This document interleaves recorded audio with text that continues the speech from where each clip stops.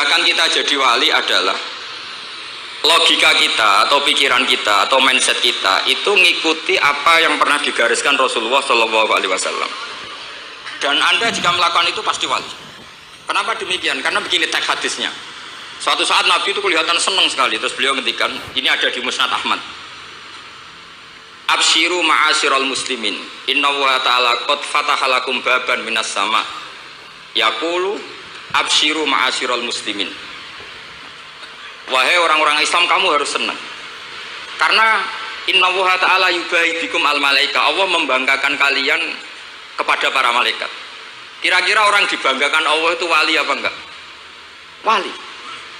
Yaitu bahwa hadhil ummah, kata Allah, umat ini, umatnya Rasulullah SAW itu berstatus addu faridotan wantazoru ukhra. Umatnya Nabi adalah umat yang sudah melakukan subuh terus nunggu datangnya zuhur. Setelah zuhur dilakukan nunggu datangnya asar begitu. Maka ketika Rasulullah SAW memuji hadhil ummah, ini jalur wali lewat ilmu, itu umat ini distatuskan oleh Rasulullah itu apa? Fal mu'min baina hasanatin. Orang mukmin itu selalu di antara dua kebaikan. Hasanatin qad qadaha wa hasanatin yantadziruha. Selalu dalam kebaikan yang sudah dilakukan, kayak tadi kita sholat subuh, kemudian kita menunggu sholat zuhur. Sehingga setiap saat kita mati, status kita adalah penunggu kebaikan. Jadi ini penting saya utarakan supaya orang mukmin selalu melakukan kebaikan dan menunggu akan melakukan kebaikan lagi. Sehingga safarnya begitu terus. Perjalanannya begitu terus, dan itu bisa menjadi niat. Kemudian sebagian ulama ini dibabkan di bab niat.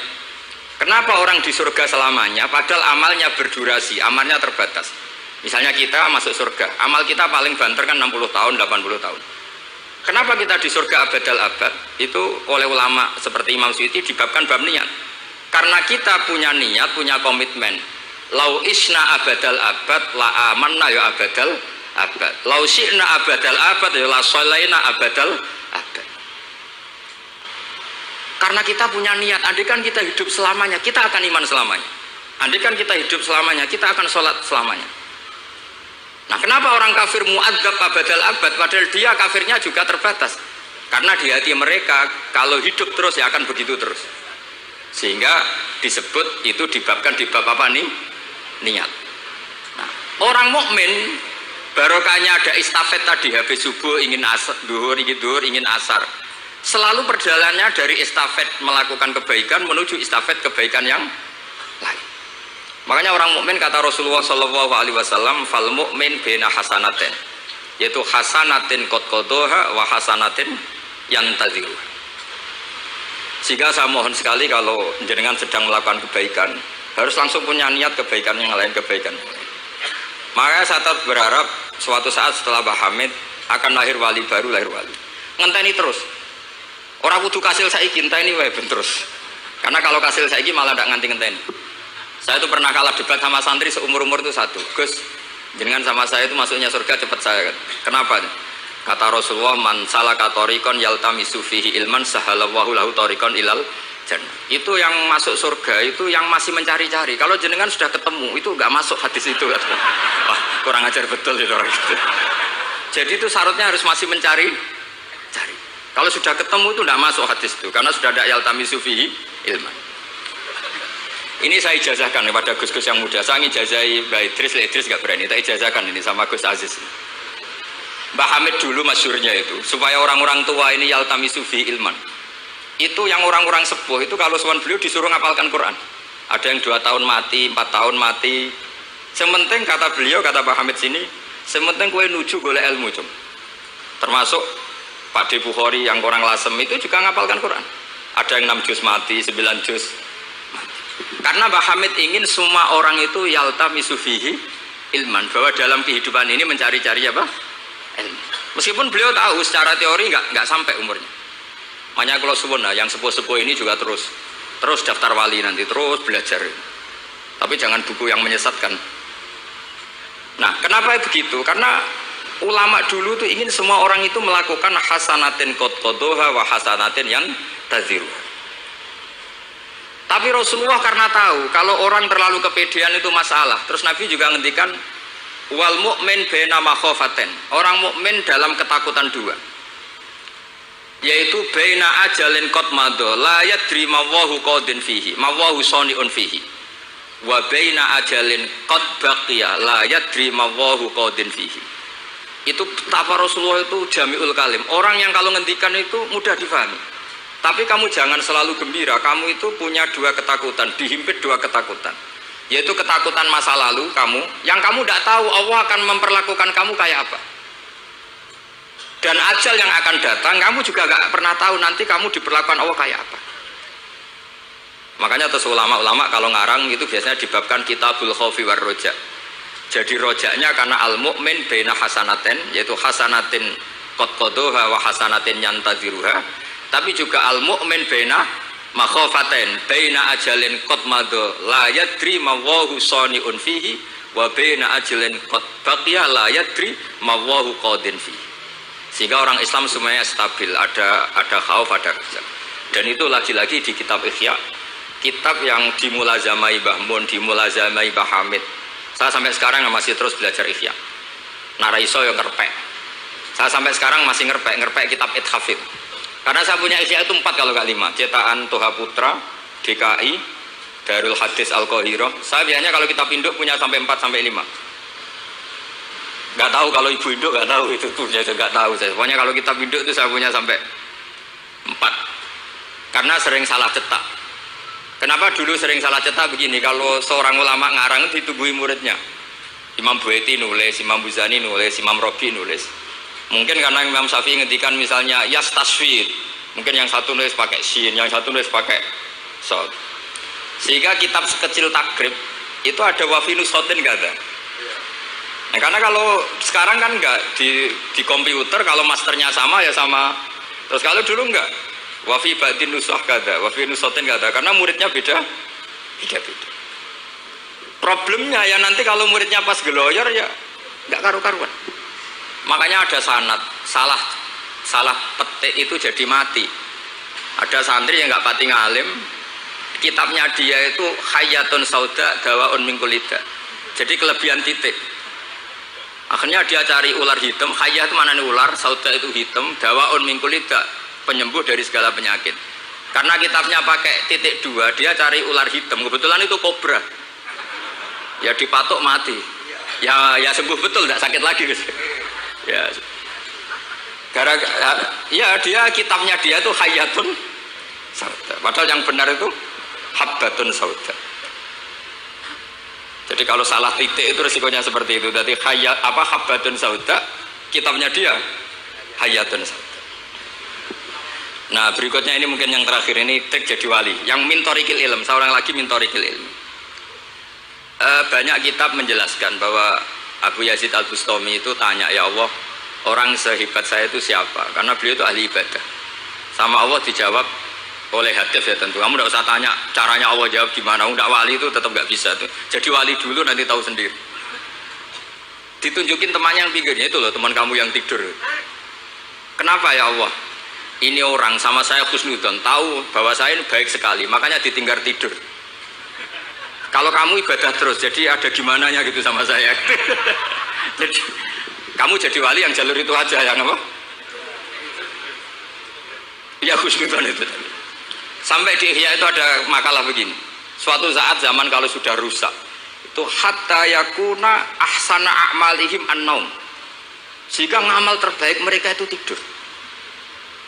Kenapa demikian? Saya pernah belajar juga sama bapak. Kalau bapak guyon tuh gini.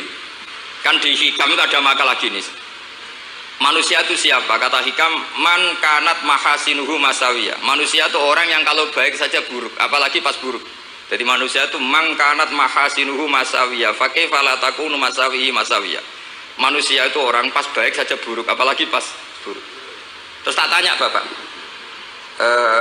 kalau niku pak imam masjid sing istiqomah, ya apa istiqomah?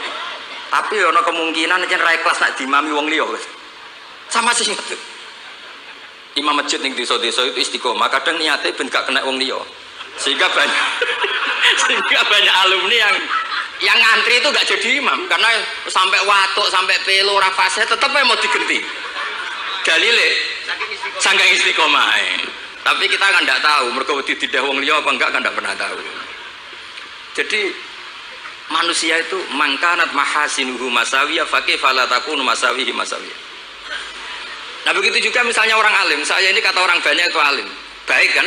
Tapi akhirnya nggak sopan, saya di atas Gus Yofur, di atas Gus Ali ini kan nggak sopan. Makanya tak jamin ini nggak lama-lama, karena nggak sopan tuh nggak boleh lama-lama gitu. Jadi orang itu apapun baiknya itu pasti ada sisi. Itu guyonannya orang-orang alim dulu itu sampai gitu. Man kanat mahasinuhu masawiyah fakih fala takunu masawihi masawiyah. Manusia itu orang yang saat baik saja ada buruknya, apalagi pas. Coba kamu fikir itu bagus. Karena ngeringankan hisab, tapi ono tangga lara ora iso nulung, ono wong macam-macam ora iso nulung. Padahal fikir itu bagus. Allahumma ahyini miskinan wa amitni miskinan. Engko sugih, ya apik iso nulung wong macam-macam, tapi mesti ono sombonge ora tak tulung ora urip kono. Terus sampean takok, "Lah carane piye, Gus?" Ngaku ora gurumu kok takoki. Tapi ini mau cerita. Jadi saya tolong siapapun yang jadi wali itu pikirannya harus niru ulama-ulama dulu. Saya beri sekian contoh dan ini saya bilang tanyakan ke orang kafir yang paling inat, paling lacut di dunia. Tanyakan ayat ini, pasti artinya seperti ini. Yaitu ketika ada fenomena likuifaksi, tentu kalau di Jogja kan ada grup ilmiah. Mereka tanya saya, Pak Bahak, apa ada teori manusia itu ditenggelamkan di bumi? Yang teori, bukan kasus, bukan peristiwa sejarah. Kalau peristiwa sejarah kan ada korun. Saya ditanya gitu terus saya jawab, aamin tuman fis sama ayakhsifa bikumul ardo fa idza hiya tamur. Apa kamu merasa aman di dunia sementara pengendali langit, man fis sama itu pengendali langit. Ya siapa saja, bisa malaikat atau bisa Allah, man sing kudratu fis sama itu ahli tafsir beda pendapat. Yang enggak beda yang enggak pernah nafsiri gitu. Jadi yang enggak beda karena enggak pernah nafsiri. Ayakhsifa bikumul ardo, bahwa bumi ini bisa ditenggelamkan. Faidah ya tamur, ya memang bumi itu bisa meleleh. Terus saya memberi sekian argumentasi. Kalau kamu katakan justifikasi ilmiah karena kadung Islam dan kadung pegangan Quran, mungkin Anda akan bilang saya ini justifikasi, nyari pembenaran secara syariah. Tanyakan ke ahli lughat yang non muslim, maknanya ayat itu tetap seperti itu. Begitu juga misalnya ayat wal ardi dzatis sodr, dan bumi yang berkarakter bisa retak. Sodkon itu retak. Dulu kita hanya punya contoh, misalnya biji-bijian jagung yang lembek, yang lemah, dan bumi yang keras, atau ketela atau bengkoang itu. Ternyata dengan segala kelemahan ini, biji-bijian ini bisa merekah, dan buminya yang ngalah memberi ruang. Ya, dulu ulama hanya nyontohkan tadi. Misalnya kalkhinto apa saja yang bisa bumi mengalah dengan proses tumbuhnya tanaman. Tapi itu kan qaulul mufassir. Kenangan saya ngaji Yai, makanya saya bangga sekali sebagai murid beliau. Saya memberi gelar beliau al-faqih al-mufassir. Faqih betul karena beliau putra Abu Zubair yang ma'ruf bil fiqhi, dan al-mufassir beliau itu murid Said Alawi yang ngarang takriran Faidul Khabir itu dengan Habib Muhsin Al-Musawa itu. Ini penting, sanad kita ini penting, dan kita insya Allah sebagai murid tidak akan merusak sanad itu. Dan yang merusak sanad itu gurunya alim, baik guru alim terus kita bodoh itu merusak sanad itu. Saya masih ingat didawi Mbah Mun, wong jagoan merusak sanad. Ibnu Hajar al-Asqalani ngalim-ngalimi wong di murid Zakaria Al-Ansori. Beliau di murid Ibnu Hajar itu. Terus di murid Fathul Mu'in. Jadi kiai nak di murid ngalim itu yo isen katanya. Nah kita berlomba-lomba supaya gak ngisin-ngisinin apa kiai. Ya ini kan kompetisi. Kalau gak kasih alim ya ngaku alim saja lah supaya ya gak apa-apa. Artinya ya cukup lah kalau di daerah masing-masing kan. Saya pernah sama satu temen itu, Gus kula wis ngalim kok iso. Kula niku tiyang Sragen. Urip kula teng kaki Joko Samudra. Jadi kok kula ngeten iki pun alim. Ketika dia nakal dan pengurus nyurati orang tuanya memberitahu kalau anaknya nakal, dia tenang saja. Tak tanya, kenapa kamu tenang? Bapakku buta huruf. Jadi pengurus nyurati ya tenang saja dia, karena dia tahu orang tuanya itu buta huruf. Kok nikmat urip kok kowe iki saya najar. Ya tapi insya Allah barokatuh Syekhina semua itu tetap berkah. Karena itu awal hidayat di daerah masing-masing itu tidak perlu alim, sudah hebat itu. Karena Ya nggak perlu lah, kalau alim betul malah nggak sempat dakwah. Begini, ini penting saya utarakan, karena sanad keguruan itu pernah saya cek ya. Ini cerita ini tahadus bin Ahmad. Guyonannya ulama meskipun guyonan itu ternyata musalsal. Dulu ya itu mungkin semuanya dengar sering cerita ada seorang desa gitu yang kambingnya habis mati, kebetulan kambingnya itu jenggotan kata beliau. Itu ada khotib yang jenggotan tuh nangis. Sempat khotibnya itu GR kalau dia itu ya ta'assar bimo idhotil. Ya ta'assar sampai apa? Nangis sih. Ternyata enggak. Dia ingat khotib tuh ingat kambingnya yang mati. Itu cerita Yai dulu dan diulang-ulang. Ternyata saya baca, kalau sama nggak percaya baca di Al-Fawaid Asyatiriyah atau Al-Fawaid Al-Haramiyah, itu karangannya Habib Salim Asyatiri. Beliau dekat sekali dengan Gus Najib, pernah nginep di beliau. Itu di karangan beliau sampai cek nanti di qauluhu ta'ala lau adzibannahu adzaban syadidan aw la asfahannahu aw la ya'tiyanni bi sultanim. Itu kata beliau begini, adzaban syadidan itu orang dihidupkan atau didomisilikan di daerah yang enggak sejenis. Itu tersiksa sekali. Terus di situ beliau cerita, dulu itu ada orang alim alamah hamilul Quran itu di penjara karena ketemu orang sejenis santri-santri yang kebetulan itu ada kios politik itu atau gerakan politik. Itu di penjara itu asik saja. Bahkan banyak alumni penjara itu udah hafal Quran. Yang sebelum hafal ada yang bebas, nggak mau bebas karena ingin meneruskan hafalan dengan saking keramatnya tadi orang alim yang hafal Quran. Suatu, nanti kalau nggak percaya nanti dicek. Kitab itu sekarang gampang didapatkan. Al-Fawaid apa? Asyatiriyah atau Al-Fawaid Al-Haramiyah itu namanya itu. Itu ternyata terus penguasa ini ngerti, ini di penjara kok happy-happy saja malah mulang Quran. Di penjara mek wong bedui sing ra roh wong alim ya ora roh kitab. Ternyata si bedui tadi pertama melihat syekh yang jenggotan tadi, ingatnya sama kambing tadi. Langsung dong ya Allah saya ingin bebas. Artinya betapa tersiksanya orang dikumpulkan orang yang tidak sejen. Dan guyonan itu ada di Al-Fawaid Asyatiriyah. Betapa ini al-arwah junudun mujannata. Mbah Mun muridnya Sayyid Alawi pernah cerita itu, meskipun dengan analogi kias yang beda. Sayyid Habib Salim Asyatiri itu malah cerita itu ditadwin, dimudawankan, yaitu ditulis di kitab. Itu kan luar biasa. Dan saya punya kitab itu. Kemudian yang sama lagi adalah Yai sering berkeyakinan annal ardo kurawiyah. Meskipun sampean mungkin lihat di video-video nak bumi itu flat, itu orang nggak mau mikir mungkin ya. Annal ardo kurawiyah. Saya percaya beliau karena beliau orang alim dan saya percaya teori falak. Kemudian saya cek di tafsirnya Imam Habib Satiri tadi di ayat watarol jibala tahsabuha jamidata wa hiya tamurru marras.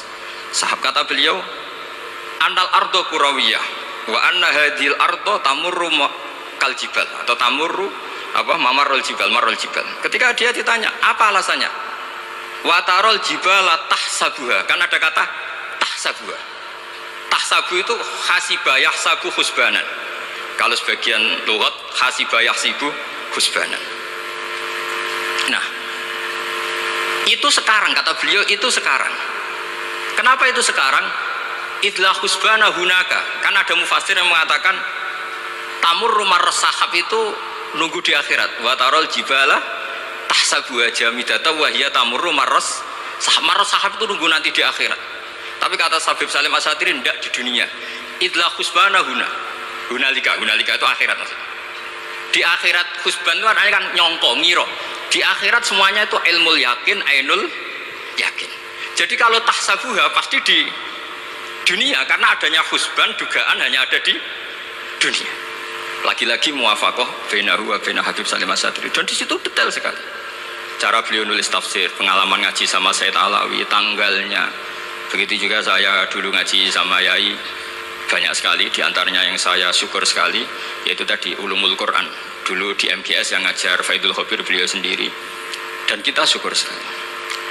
Jadi ini pengalaman-pengalaman kita sebagai murid, sebagai penerus.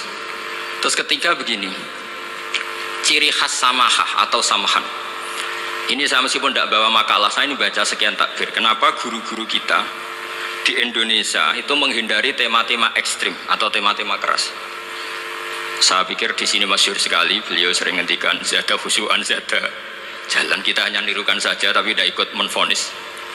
Karena kalau kita serius, terlalu serius, ngendikan hukum-hukum yang serius, nanti kejadiannya begini. Ini saya baca takbir ini dari kitab Ibnul Qayyim di I'lamul Muwaqqi'in an Rabbil Alamin dan dari kitab Nasaihul Ibad. Ketika lisan dihisab sama Allah Ta'ala dan mendapatkan azab yang paling tinggi dibanding jawareh yang lain, itu ketika lisan menanyakan sama Allah, kenapa ya Allah saya punya adab yang begitu ekstrim? Jawabannya Allah, kharajat minka kalimatun balagot masyarikal ardi wa magharibaha fasufikat biha damul haram wa ukhidha biha al-malul haram wa antuhika biha al-farjul haram. Jadi kalau fatwa serius menjadi ekstremis, apalagi fatwa-fatwa tentang chaos, tentang apa itu, nanti resikonya itu ada safkut dima, dan itu hal yang dihindari ulama dulu. Kamu jangan pernah fatwa dengan meluncurkan satu kalimat yang dengan kalimat itu bisa saja sufika biha adamul haram, orang-orang yang nggak perlu mati harus terbunuh, dan sebagainya dan sebagainya. Kalau dalam Nasaihul Ibad redaksinya adalah kharajat minka kalimatun balagot masyarikal ardi wa maghariba. Ini kalau di kitab Ibnul Qayyim redaksinya itu ada seorang ulama yang ngeluh ketika habis ngajar Al-Hudud. Ha anadha, kata beliau, yuta'allamu minni ma tudrabu bihir riqab wa tuta'u bihil furuj wa tu'khadu bihil hukum. Jadi sehingga dengan tradisi ulama kabiron angkabirin, dulu-dulunya itu memang ulama menghindari tema-tema ekstrim. Bukan karena tidak bisa, karena takut ini kalau salah fatwa nanti safkut dima. Dan itu yang dilakukan Said Hasan bin Ali ketika beliau konflik, ya dengan tanda kutip konflik dengan Muawiyah. Kata beliau, bisa saja ini hak rajulin, ya sudah tak kembalikan ke dia. Bisa saja hak saya tak kasihkan ke dia, haknan li dima'il muslimin. Tapi karena hukum itu adalah hukum yang sifatnya ijtihadiyah, beliau tetap menutup dengan makalah wa in adri la'allahu fitnatul lakum wa mata'un ilahin. Saya tidak tahu ini kayak apa, jangan-jangan ini hanya fitnah. Kenapa beliau tetap menutup hukum wa in adri dan kemudian ditiru terus oleh Imam Malik? Setiap ditanya sering bilang la adri, sampai yang tanya pernah mangkel. Ini pernah dikutip Gus Najih dalam kitab At-Tajridul Mustafa, juga ada di Al-Manhalul Latif. Kenapa Salim engkau selalu jawab la adri? Kata Imam Malik, jawab, saya ini orang Jawa, kalau sampean bilang la adri nanti gimana? Saya laporannya disuruh tanya. Kata Imam Malik happy saja. Fa'ablih man waro'aka anni la adri. Enggak kamu tok yang harus tahu kamu saya la adri. Yo kandhani pisan umat temen aku yo la adri. Jadi ulama dulu saking khosnya saya sama Allah, khosyah, bilang enggak tahu itu enggak masalah. Karena begitulah sanad mereka dalam hal-hal yang ijtihadiyah, yang potensi safkut dima. Saya ulang lagi, yang potensi safkut dima itu milih aman bilang la adri. Sampean kalau nggak percaya dicek di Sahih Muslim atau di kitab-kitab hadis sahih yang lainnya. Dan ini juga yang dipakai Ibnul Qayyim ketika bikin Muqaddimah I'lamul Muwaqqi'in dalam Khotorul Fatwa. Ada seorang namanya itu Buraidah. Buraidah itu Amirul Jais. Itu setiap mau perang atau punya MOU dengan kelompok lain, kata Rasulullah, jika mereka menginginkan kamu ala antun zilahum ala hukmillah wa ala hukmi rasulillah falatun zilhum ala hukmillah wa ala hukmi rasulillah. Ada redaksi yang fi dhimmatillah fi dhimmati rasulillah, walakin anzilhum ala hukmi, posisikan bahwa MOU itu atas nama kesepakatan kamu dan mereka. Fa innaka la tadri atusiba hukmallahi amla, karena kamu tidak tahu apa kamu persis sebagaimana hukum Allah pada. Kamu tidak bisa misalnya secara fikih, misalnya ada Zaid ini kafir harbi, terus kamu bilang ini wajib diperangi karena kafir harbi. Oke, itu mungkin. Tapi masalahnya bisa saja khusus Zaid ini ada sunnatullah, ada ilmuwah yang mau diberi hidayat sehingga ada perlakuan khusus. Sampai lihat dalam Asra Badrin, itu yang ketangkap di Asra Badrin itu kan semuanya kafir harbi. Tapi ketika itu jelas-jelas pernah kafir harbi ikut perang Badar. Ini pentingnya muqabalah. Apa Abu Bakar usul dimaafkan, Umar usul darbur riqab. Apa tanggapan Rasulullah SAW ketika masalu kaya Abu Bakrin masalu Ibrahim? Qala faman tabi'ani fa innahu minni wa man asani fa innaka ghafurur rahim. Wa masaluka ya Umar masalah Nuh. Qala rabbil tadzar alal ardi minal kafirina napa? Dayar. Dan apa yang dilakukan Rasulullah? Beliau memilih pendapatnya Abu Bakar. Dan apa yang terjadi? Said Abbas dan beberapa sahabat menjadi Islam. Wa hasuna islamuhum. Artinya gini, jadi betapa dalam menganalisis satu hukum sosial, karena ini manusia. Saya ulang lagi, karena ini manusia itu susah sekali. Makanya dalam banyak hal sikap-sikap Rasulullah itu dipandu oleh Allah. Tentu ada ayat laisa laka minal amri syai'un aw yatuba alaihim aw yu'adzibahum. Makanya saya mohon sekali ini para santri, khususnya santri alumni Alwar, mohon belajar itu tafsir Munir itu detail. Karena di tafsir Munir itu misalnya ada ayat tertentu yang ngeritik orang kafir tertentu, fitil kalwakiah gitu. Di situ ada kejelasan fa aslamu wa hasuna islamuhum. Misalnya wasfir nafsaka ma'al ladzina tuna rabbahum bil ghadat, saterusnya terus wala ta'du'ana kanhum turidu zinatal hayatid dunya. Terus beliau menerangkan orang-orang ini yang dulu angkuh nggak mau ta'alum sama Nabi karena nggak mau jejer sama du'afaul muhajirin dan du'afaul ansor, itu akhirnya Islam dan wahasuna Islam.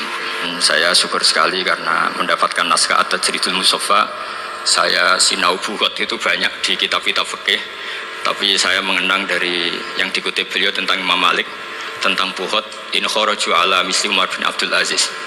Terus ketika siapa itu Ibnu Qasim tanya fa'ilam yakun mislah, kata Imam Malik ya dakhum gitu. Dakhum yantaqimu wa min dzalimin bi dzalimin gitu. Summa yantaqimu min kilaihima. Jadi sikap-sikap dari Syekhina, dari para ulama-ulama kita yang sabar ngadepi umarok yang macam-macam, itu adalah sikap dari guru-guru kita musalsalila Rasulullah sallallahu alaihi wasallam. Ini penting saya utarakan karena jangan sampai kritis kita sampai menjadikan bangsa ini chaos. Kalau chaos nanti safkut dima, tentu itu yang enggak diinginkan Sayyid Hasan bin Ali, dan beliau dapat gelar dari Rasulullah, inna ibni hadza la sayyidun wa la Allah yuslihu bi baina fi'atin azimatin. Tapi yang penting dari ngaji ini adalah bahwa malaikat itu kena konstitusi. Makanya saya punya ijazah untuk jenengan. Malaikat itu bisa diteror, sama tenang saja. Malaikat itu bisa diteror, bisa dibully. Masyhur itu di cerita Nurul Ghulam, karangannya Syekh Nawawi. Sayyidina Ali ya mbahnya Habib Ali ini, Sayyidina Ali bin Abi Thalib. Ya jadi Rasulullah kita tahu punya menantu yang top alim alamah namanya Sayyidina Ali. Sayyidina Ali itu yang menuso. Jadi dia ku iseng kepengen roh Umar wedi. Mergo mangkel. Wong kok ning donya anggere wong tau disentak iku kepengen roh Umar disentak. Wong sak urip-uripe nyentak. Wong. Walhasil Sayyidina Ali ketika Umar wafat, beliau berdoa, ya Allah saya beri kasaf supaya ngerti Umar sing mletene ngono anggere wong disentaki wani gak nyentak mungkar nakir. Itu tok tujuannya. Nah, karena Sayyidina Ali itu orang yang luar biasa, walhasil dituruti be pangeran kasaf. Wasop melihat mungkar nakir datang itu matanya kalkidril wali, kayak apa panci yang menganga. Seru. Umar baru bangun dari kubur. Sayyidina Ali sebenarnya ingin melihat kalahnya Umar, sebetulnya niatnya itu ingin melihat kalahnya Umar. Ternyata Umar tersinggung, langsung berdiri. Hei malaikat, kamu itu harus punya akhlak. Kamu tahu saya siapa? Saya ini temannya kekasihnya Allah.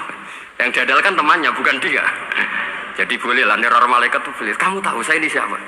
Saya ini temannya kekasihnya Tuhan, kekasihnya Allah. Ya ke sopo? Kancane Nabi Muhammad. Itu panik mungkar nakir. Panik terus matur Allah, ya Allah ini ada orang yang saya teror malah saya diteror. Siapa dia? Umar, temannya kekasihmu. Kata Allah, yo kowe iku yo sing diakhlak sithik mosok ambek kancane Nabi gitu. Semenjak itu terus sopan, jawab mungkar nakir.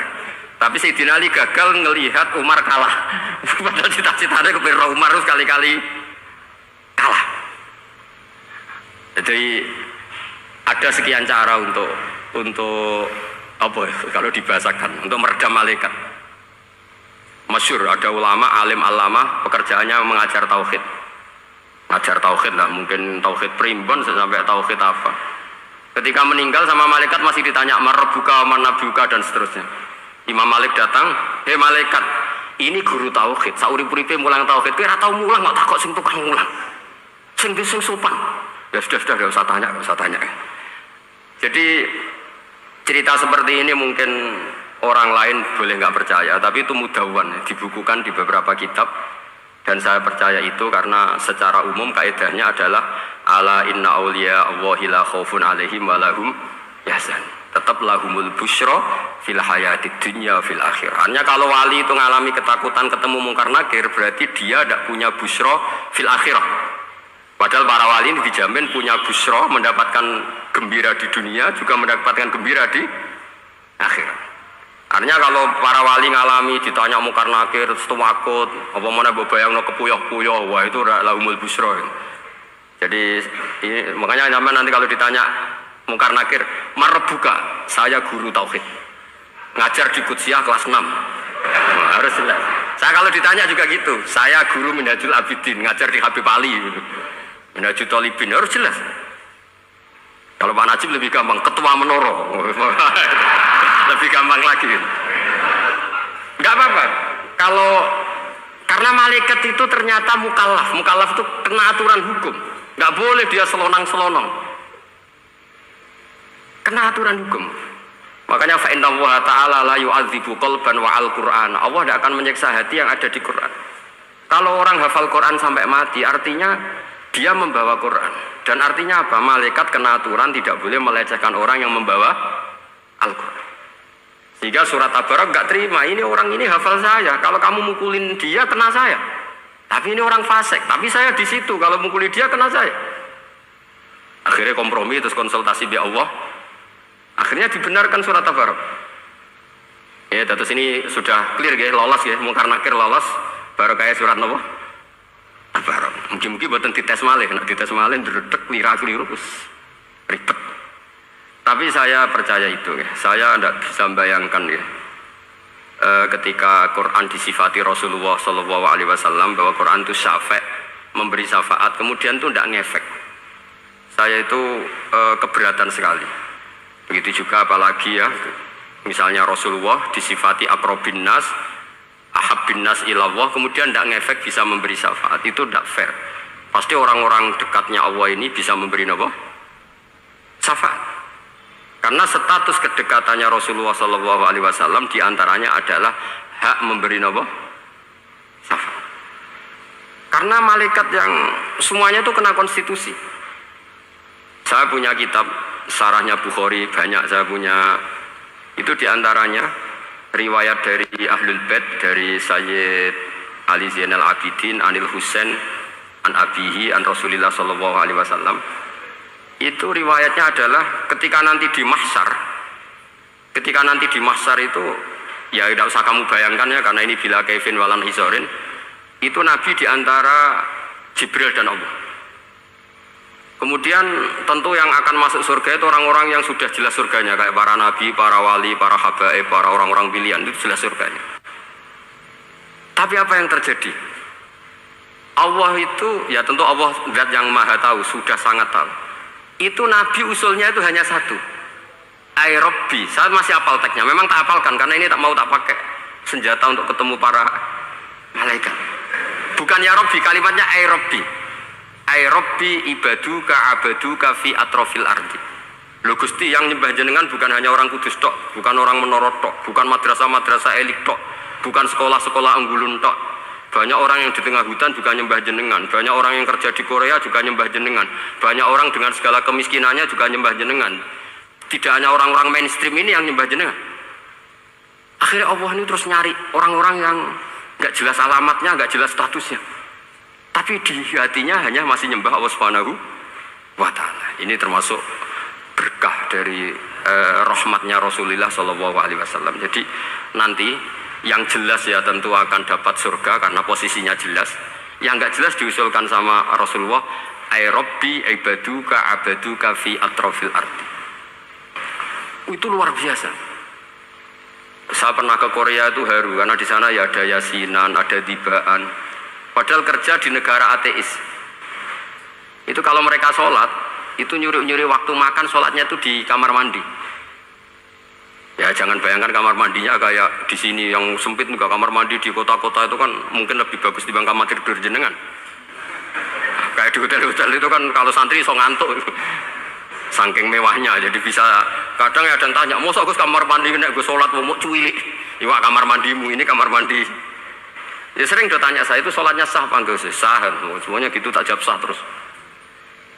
Dan itu yang nanti diusulkan Rasulullah Shallallahu Alaihi Wasallam, ay Rabbi ibaduka abaduka fi atrofil ardi. Di luar orang-orang yang mainstream itu ya Allah, banyak orang yang menyembah jenengan. Saya tuh pernah nangis ketika di Bandara Jakarta ketemu orang wireng, serai melarat, jelas melarat, wireng guys. Ini aku ketemu saya cium tangan, Gus saya ini itu habis dari Selandia Baru. Kerjanya dia itu ikut mancing gitu, mancing ikan tuna di Selandia. Kalau saya di tengah laut itu sampai 2 bulan. Hiburan saya itu hanya ngaji jenengan lewat YouTube. Coba orang di tengah laut ngaji. Wah, itu seneng pojok bumi. Jadi ini umat Rasulullah Shallallahu Alaihi Wasallam. Makanya kalau suwon jenengan yakin saja terhadap syafaatnya Quran, karena semua malaikat itu kena aturan. Di antara aturannya adalah tidak boleh menyiksa orang yang di hatinya ada Al-Quran. Fa inna Allaha ta'ala la yu'adzibu qalban wa al-Qur'ana, karena Allah tidak akan menyiksa hati yang ada di Quran, yang ada Qurannya. Sehingga memiliki jelas gini riwayat saking Ibnu Katsir, supaya pulau percaya, apalagi ini didawuhkan Rasulullah Shallallahu Alaihi Wasallam bahwa surat Tabarok adalah disebut munjiyah, penyelamat, juga disebut wakiyah, penjaga. Lalu biasanya orang-orang yang nggak percaya syafaat itu pertanyaannya adalah, kan manusia itu wa alaysa lil insani illa ma sa'a, manusia itu hanya bisa membawa bekal apa yang pernah dilakukan. Itu dijawab oleh ulama-ulama kita ahli sunnah wal jamaah. Entah perlu ditambahi anak dia apa tidak tahu saya. Saya ini kata orang banyak termasuk pengurus PBNU, tapi saya itu tetap nggak pati srek. Kalau ahli sunnah saja, tidak usah ditambahi anak dia. Karena nanti malah tidak global, ini ahli sunnah kok lokal ini jadi ribet. Ya tapi kalau kita di Indonesia ya ditambahi anak dia tidak apa-apa. Karena mau tidak mau memang dalam hal ikramus sahabah mungkin kita dengan Wahabi itu sama-sama ikramus sahabah. Tapi dalam hal percaya wasilah kita ini ada miripnya dengan Syiah, karena Syiah percaya wasilah, NU percaya wasilah, tapi dalam bab ikramu kulli sahabah beda kita dengan Syiah. Fa innas Syiin itu ada sahabat yang dihormati, ada yang enggak. Akhirnya terus kita karena itu terus bikin ahli sunnah anak dia, karena Wahabi itu ya ahli sunnah tapi enggak percaya wasilah. Ya katanya gitu, kata para pakar-pakar. Saya sendiri hanya nirukan, saya tidak punya kepentingan untuk menganalisis itu. Karena pertanyaan di kuburan itu ya gampang, nanti marobuka, manabiuka itu gampang lah. Tapi ada KNU juga, ada nanti pertanyaannya, wama jamiyatuka. Waduh ribet itu, lama-lama wama hizbuka, partai kamu apa? Ribet kan kalau semua orang kreasi nambahin, malah ribet kan. Tapi lewat ngaji ini saya pastikan bahwa surat Tabarok itu luar biasa. Terus saya teruskan. Wa qad rawat Tabrani wal Hafidz Adi al-Muqaddasi min tariqi Salam bin Usatruse qala Rasulullah sallallahu alaihi wasallam suratun fil Qur'ani khosomat an sahibiha hatta adkhalathul jannah. Jadi ada surat di Quran yang mati-matian membela yang hafal sampai surat itu memasukkan orang itu ke surga, yaitu Tabarakalladzi biyadihil mulk. Ini yang Ani bin Abbas yang qala doroba badu ashabin Nabi sallallahu alaihi wasallam khiba'u ala qabrin wa wala yahsibu annahu qabrun. Fa idzan qabru insanin yaqra'u surat al-mulki hatta khatamaha. Fa atan Nabiyya sallallahu alaihi wasallam faqala hiyal mani'ah hiyal munjiyah tunjihi min adzabil qabri. Jadi ada sahabatnya Nabi karena kemalaman dia bikin tenda di kuburan. Dia agak ngira kali itu kuburan. Ternyata di situ ada orang Sohibul Qabri ini baca surat Tabarok. Kemudian peristiwa itu dilaporkan ke Rasulullah. Jawabnya Nabi apa? Memang surat Tabarok itu al-mani'ah, yang bisa menghalau atau menolak azab. Terus hiyal munjiyah, memang surat Tabarok itu menyelamatkan tunjihi min adzabil qabri, akan menyelamatkan orang itu dari siksa kubur. Ikut ke sekolah. Wa qala Tabrani haddatsana Muhammad bin Hasan. Terus qala Rasulullah sallallahu alaihi wasallam lawaditu annaha fi qalbi kulli insani min ummati. Karena keramatnya surat Tabarok seperti itu, kata Nabi lawaditu pakai lam taukid. Yakti seneng ingsun annaha di surah yaitu Tabarok fi qalbi kulli insani min ummati. Karena keramatnya surat Tabarok seperti itu, saya suka kalau semua umat saya itu hafal itu. Nah, alhamdulillah barokahnya didikan para kiai, para guru, hampir semua kita ini hafal surat Tabarok. Daripada yang kampanye harus hafal Quran semua, ya sudahlah, ini al-maisur la yasqutubil maksur atau malah yudroku kulluh la yudroku kulluh.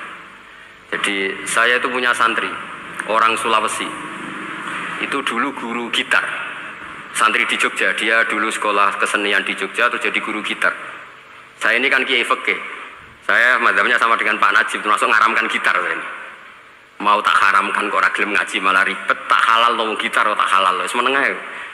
Semeneng ae. Saya niru Mbah Mun nek ono jawabane semeneng gak. Ya takok kadang, Gus, main gitar hukumnya piye? Kurang pegawaian tak jawab. Halal tak haram, Gus? Kurang pegawaian jelas. Halal haram takok ribet. Tapi yang unik dari itu apa? Tiap tahun Beb itu datang ke saya setor surat Tabarok. Kadang ya setor 5 ayat, 20 ayat, sampai khatam. Naik pesawat dari Sulawesi. Gara-gara ngaji saya sudah lah Gus, sementing aman. Jadi aku ning donya wis main gitar saenakku, nak gak apal Tabarok bahaya gitu. Dia ngapalkan, apal betul. Sekarang kemarin setornya khatam. Ya hanya untuk ngelawan malaikat saja itu, untuk ngelawan malaikat itu. Saya kok tertarik gitu. Lah yang repot saya, Beb, saya kiainya ngajarkan itu tapi lupa ngajarkan haramnya yang gitu-gitu.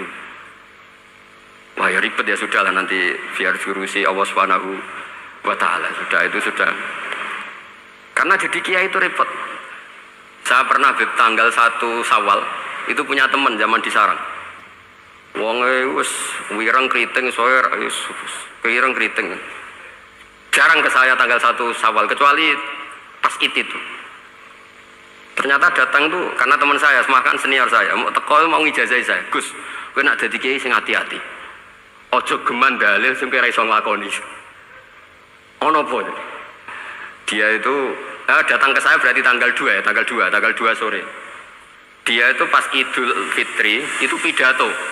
Man soma Ramadan wa atba'ahu sitan bin Syawal faka'an nama somat darokullah. Itu orang lugu-lugu poso. Bareng tanggal loro pas wandekne rokokan. Semua lugu-lugu, wah rugi bah aku poso jebule jenengan ra kena dinut. Jadi semuanya yang poso 6 hari itu ngikuti kiai itu. Ternyata pas disowani pas rokokan, rugi bah aku anut jenengan. Tak nut poso jebule jenengan gak poso. Aku yang meneng ngene, lha opo ke dalil ngono barang ngono lha opo ora iso nglakoni. Makanya ini hati-hati para kiai, nek dalil sing ora iso nglakoni ora usah. Nah khutbah itu terus cerita poso 6 hari, kok malah diciri orang itu. Ya cerita wae wong nak berposo dosane di sepuro, insyaallah, sesuatu yang gampang-gampang saja. Nak dolan ning gone wong awan-awan dosa ganggu. Nak dolan sombong gak gelem silaturahim, wae ngomong yang umum-umum saja. Jangan dalil poso 6 apa? Hari itu sekali ada yang anut, ternyata kamu enggak bisa, wah itu repot. Ya jadi saya berharap sekali keyakinan guru-guru kita bahwa Al-Quran mensyafaati itu kita terima. Kita terima an ilmin wa an bayinatin wa an hujatin.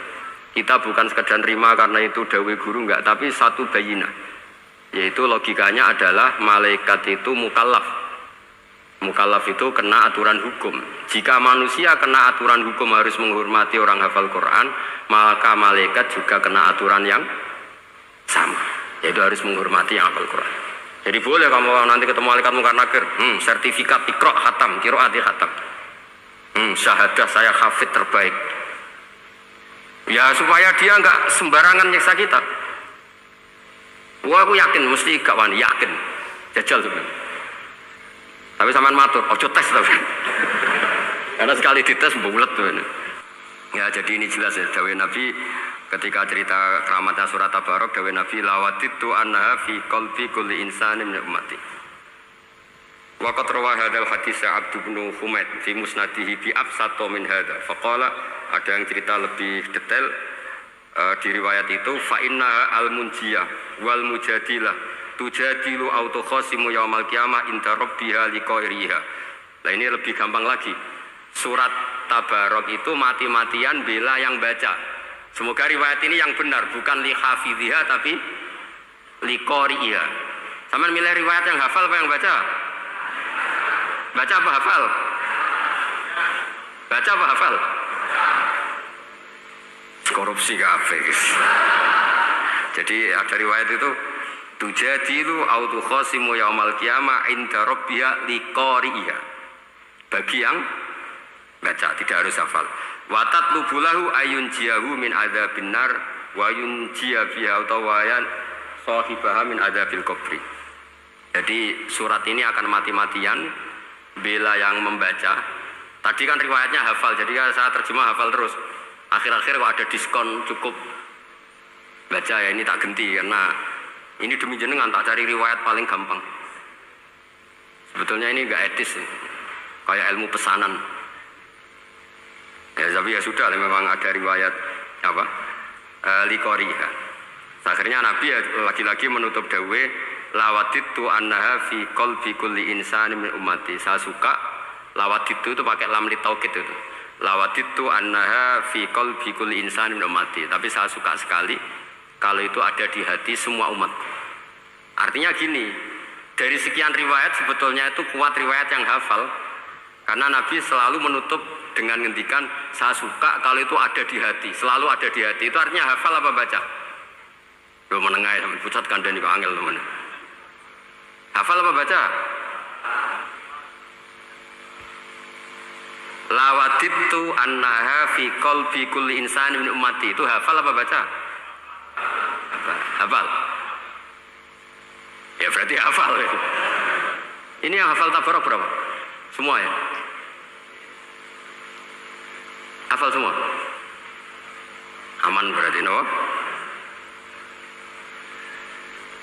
Jadi kalau niku gak ada kitab banyak tentang usul fikih.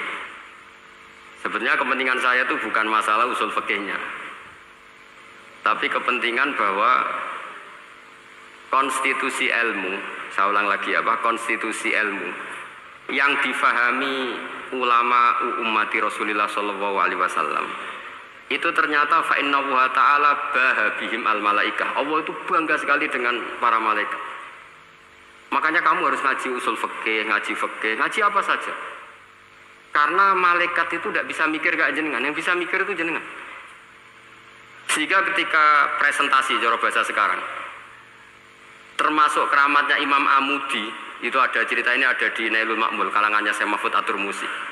Imam Amudi itu ulama top, tapi dia ngajarnya itu matematika. Jadi ulama nggak ngajar tauhid, nggak ngajar tarikh, nggak ngajar pesolatan, tapi ngajar matematika. Akhirnya, tapi di hatinya ini, makanya ulama itu punya sirri asrorihim al-fatihah itu ya di sini. Di hatinya itu menurut dia ilmu paling efektif untuk menjelaskan logika tauhid itu ya matematika. Singkat cerita, ketika ketemu para malaikat, ngendikannya Allah, ya Amudi, kenapa kamu sering belajar matematika? Li tauhidika ya Rabbi, supaya saya mentauhidkan engkau. Ajari para malaikat. Jadi malaikat dipanggil semua sama Allah. Hei waya malaikat, hei para malaikatku, dengarkan kajian Imam Amudi. Dengarin semua. Dia nerangkan di bor hanya sedikit. Nisbatus naini wa arba'atin wa khomsin sampai terus ilal wahid, semuanya nisbatul far'i ilal asli. Wes aku gawe angka cek 1 juta, cek 1 miliar, tetep awalnya iku siji. Mbok dunya jumlahe cek alam galaksi, cek planet wes santek. Tetep asal usule siji. Kabeh ku pengembangan nisbatul far'i ilal asli. Liyane zat sing wahid iku kabeh far'un, cabang mintil kal wahdah. Malaikat manduk-manduk kabeh iya, kabeh ku kok Allah. Jadi angka sebanyak apapun itu ya nisbatul far'i ilal asli. Jadi 2 ya enggak asli, yang asli 1. 5 ya sama, 1 miliar ya sama, 1 triliun semua. Berapapun jumlahnya bilangan, semuanya adalah far'un minal wahid. Terus kata Allah, oh ini loh ulama aku pinter tenan nerangno tauhid. Nah malaikat kan monoton. Pokoknya wiridan ya sudah gitu dok. Akhirnya Padahal malaikat ini pernah nggak terima ketika ulama itu masuk surga duluan, karena kan wiridannya lama malaikat. Tapi ternyata apa? Kata Allah, kowe wiridan terus wajar gak di nafsu. Menuso tak kei nafsu cek eling aku. Akal terbaiknya dipakai untuk saya, kata Allah, yaitu untuk litauhidi, untuk mentauhidkan saya. Itu Imam siapa? Amudi. Jadi dia. Terus saya punya kitab, pernah ngaji sama Mbah Mun, namanya kitab Al-Husunul Hamidiyah. Itu ada ulama, itu ahli gambar. Gambar ya gambar. Kitabnya itu bergambar. Yo kadang gambar wet, kadang gambar wedhus, kitabnya gambar, tapi wong keramat. Dua kitab gambar tapi hawane hawa tauhid. Nah sampean kan enggak ngarang kitab primbon. Donga mahabbah. Lha ndekne dhewe Joko Tuwa kok ngijazahi mahabbah. Lucu kan. Ono Kiai Fakir jali ijazah jal berizki yo ngijazahi padahal ndekne dhewe. Fakir. Lha sing repot meneh. Ndekne dhewe ra cerdas ngijazahi ilmu laduni. Seribet. Ndekne dhewe ra cerdas ngijazahi ilmu napa? Ternyata di akhir kitab itu dijelaskan gini. Fa inna hadhihi suwara, semua gambar ini awaluha min nuqtah wahidah. Awalnya adalah dari satu titik. Jadi famadarul wujud adalah an-nuqtah, satu titik. Nuqtatul wujud yaitu Allah Subhanahu wa taala. Mbok kowe gambar seruwet apapun. Wis aku gambar benang paling ruwet sing ra iso diurai. Awalnya satu titik apa dua titik? Satu titik. Makanya masyhur dalam dawuh para ulama, Quran dikumpulkan di surat Fatihah. Surat Fatihah dikumpulkan di bismillah. Bismillah dikumpulkan di titiknya ba. Nah titik ba ini disebut bi kana makana wa bi yakunu mayakun. Karena lewat titik bi ini karena saya yang ada menjadi ada dan karena saya yang mau ada akan menjadi ada. Makanya semuanya itu kembali ke satu titik, nuqtatul wujud. Kayak apa ulama dulu? Jadi mau bismillah itu gak main-main kan. Bismillah itu eling bae.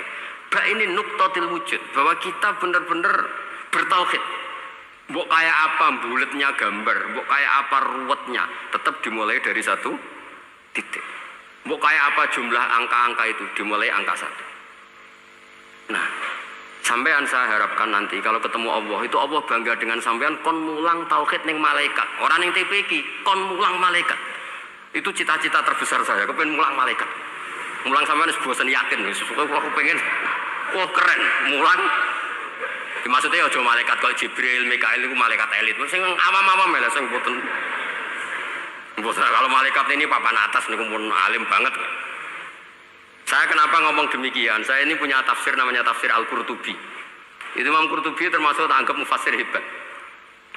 Beliau ketika ngendikan wa idz qala rabbuka lil malaikati, saterusnya terus walhasil malaikat itu terus protes ataj'alu fiha may yufsidu fiha wa yasfikud dima. Itu kan ada pertanyaan di tafsir itu.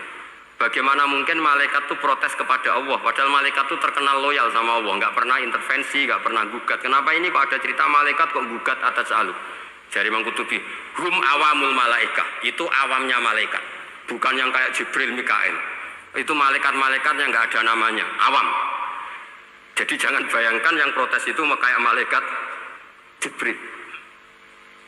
Jadi harus dibedakan. Nah saya ya tentu kalau ngajar malaikat ya milih yang ini, yang nggak jelas namanya ini sudah. Kalau Jibril ya nggak mungkin diulang dong, sing nggawa wahyu. Apa alam Quran itu sepiro? Aku sing nggawa Quran ribet kan malah. Lah nek Israil mbok ulang tersinggung dipletet lah sepuntas malah ribet. Mikael mbok ulang tersinggung kira di donasi bagian duit dan bagian rezeki ribet. Wis mulang malaikat sing awam. Saya itu termasuk hilang ya, hilang iskal saya, janggal saya karena tafsir Qurtubi. Dulu saya itu iskal. Mau malaikat kok ngevaluasi kebijakan Allah itu artinya kan gini. Ya Allah, engkau mengangkat Adam sebagai khalifah. Padahal potensi Adam itu adalah ifsad. Ya, ataj'alu fiha may yufsidu fiha wa yasfikud dima. Kata malaikat, wa nahnu nusabbihu bihamdika nuqaddis. Itu kan paradok, kalimat yang paradok. Paradoknya begini. Ya Allah, tolong evaluasi engkau mengangkat Adam sebagai khalifah. Potensi Adam adalah merusak bumi. Wa nahnu nusabbihu bihamdik, kita ini selalu mensucikan Engkau. Loh, itu kan paradok. Kalau mereka mensucikan Allah, artinya mensucikan juga min ihtimalil khata'. Mensucikan bahwa Allah itu tidak mungkin salah. Nah ini bilang mensucikan kok. Saya mensucikan Engkau Gusti, tapi kok dalam hal ini kok kayak jenengan itu salah gitu. Wong karwan Adam kok mbok angkat. Makanya Allah duka. Wong kowe ku jare maca tasbih kok ngevaluasi. Ya kan maknanya mentasbihkan Allah, Pak. Mensucikan dari semua kesalahan, kekurangan. Ini bilang baca tasbih kok nganggep Allah itu perlu dievaluasi kebijakannya. Tolong pikir ulang Gusti. Mungkin jenengan kurang detail kan kayak gitu. Akhirnya Allah tersinggung. Masyhur itu di tafsir-tafsir. Meskipun tafsir itu sebagian Israiliyat, yang keterusan itu rodok Israiliyat, tapi cara kula rodok setuju, Israiliyat yang rodok gitu. Itu kan masyhur itu. Akhirnya, lah apa alasannya Adam kok salah? Bani Adam tentu akhirnya Adam ini kemudian berganti ke Bani Adam. Dan itu jadi perdebatan ahli tafsir. Apakah domir itu harus kembali ke asal? Apa boleh ke pengembangannya? Misalnya Adam itu kan di situ disebut ataj'alu fiha may yufsidu fiha wa yasfikud dima. Padahal Adam yang nabi ini nggak pernah yusfikud dima. Nggak pernah yufsid fil ardi, juga nggak pernah wa yasfikud dima. Ya, saya ulang lagi, Adam yang nabi itu kan nggak pernah ngalami ataj'alu fiha may yufsidu fiha wa yasfikud dima.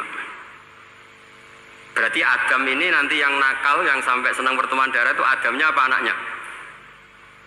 Anaknya kan? Itu jadi perdebatan ahli tafsir. Walhasil singkat cerita, malaikat ini tidak salah. Nyatanya kita tahu kan perang di Irak, di Syria, perang zaman Belanda, Bani Adam itu senang safkud dima. Tapi ternyata malaikat ini ditegur sama Allah. Isbiya manusia itu salah itu di nafsu. Kue bener mergo ora takei nafsu. Masyhur terus dicerita Israiliyat itu ada malaikat, dia jajal Gusti. Jual tenan dikai nafsu, medun ketemu wong adus langsung merkosa. Gaweanan sih, ora kenalan sih. Terus dari Allah, wah lumayan menuso, nemu kodimae ka ura-uran ae. Walhasil terus malaikatnya api terbang nggak bisa. Ini kata cerita Israiliyat, kamu harus menentang cerita ini. Tapi saya setuju. Singkat cerita, pertanyaannya adalah, mungkinkah malaikat melakukan kesalahan? Padahal termasuk salah adalah protes kepada Allah Subhanahu. Tadi dijawab oleh Imam Qurtubi, hum awamul malaikah, itu awamul malaikat. Jadi kita harus membedakan malaikat yang papan atas, yang ashos. Kalau dalam tafsir modern disebut malaikat sing ashos, kayak Jibril, Mikail. Ada malaikat awam. Nah yang awam ini ya biasa, yang bilang qalu ataj'alu fiha may yufsidu fiha wa yasfikud wa nahnu nusabbihu bihamdika nuqaddisu lak. Itu kan paradok. Paradoknya, ya Allah, Engkau mengangkat Adam jadi khalifah itu kayaknya salah. Harusnya kan ngangkat kita, karena kita ini yang selalu mensucikan Engkau. Loh, mensucikan Allah, kok nganggep Allah mungkin salah dalam bikin keputusan. Makanya hati-hati kalau baca tasbih. Kalau baca tasbih, kalau Allah Maha Suci, ya sudah suci dari segala kesalahan, kekurangan. Jika wiridannya Rasulullah yang diajarkan kita, subhanallah bihamdi adada khalqi wa ridha nafsi wa zinata arsy midada kalimati. Jangan subhanallah pakai versi kamu. Allah Maha Suci. Ternyata kamu punya khayalan tentang Allah. Nah, kalau khayalan kamu salah, berarti mendudukkan Allah tidak sesuai sifatnya Allah. Makanya ahli tauhid terus punya satu pakem ilmu yang namanya ma khatara bi balika fa wa bi khilafi dzalik. Apa yang ada di hatimu bahwa Allah seperti ini, hakikatnya Allah tidak akan seperti itu, karena Allah mukhalafatul lil haq. Karena ini masalah-masalah sensitif. Dan itu yang salah, saya ulang lagi, awamul malaikah. Kata Imam Qurtubi siapa? Awamul malaikah. Ya saya teruskan. Jadi kalau suwon seperti keinginannya Rasulullah SAW. Terus niki terakhir, anna Rasulullah SAW kana layana hatta yaqra alif lam mim tanzil wa tabarakalladzi biyadil mulku wa qala las antawuf yufaddilani kulla suratin fil Qur'an bisab'ina hasanatan. Jadi di antara kelebihannya surat Tabarok adalah mengungguli umumnya surat dengan kelas 70 kali derajat. Jadi keunggulannya surat Tabarak itu bisa darajah di bawah surat-surat yang lain. Sudah, ini surat Tabarak agak panjang. Tapi alhamdulillah dari semua itu surat Tabarak itu kalah bi qul huwallahu ahad. Jadi ini nikmat terbesar kita. Karena nggak perlu Tabarak, saiki porsi ini diturunkan jadi apa? Qul. Makanya banyak tarawih main apa? Qul. Itu bukan cari cepet, itu dalile musalsal ila Rasulillah sallallahu alaihi wasallam. Jadi ada sahabat itu kalau ngimami main kulhu. Di Indonesia masih